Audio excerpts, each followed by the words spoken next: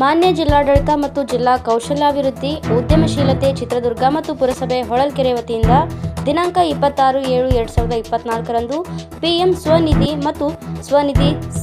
ಸಮೃದ್ಧಿ ಯೋಜನೆಯ ಬಗ್ಗೆ ಬೀದಿ ಬದಿ ವ್ಯಾಪಾರಿಗಳಿಗೆ ಅರಿವು ಮೂಡಿಸಲು ಬೀದಿ ನಾಟಕ ಕಾರ್ಯಕ್ರಮವನ್ನು ಪಟ್ಟಣ ವ್ಯಾಪ್ತಿಯಲ್ಲಿ ಆಯೋಜಿಸಿದ್ದು, ಸದರಿ ಕಾರ್ಯಕ್ರಮದಲ್ಲಿ ಮುಖ್ಯ ಅಧಿಕಾರಿ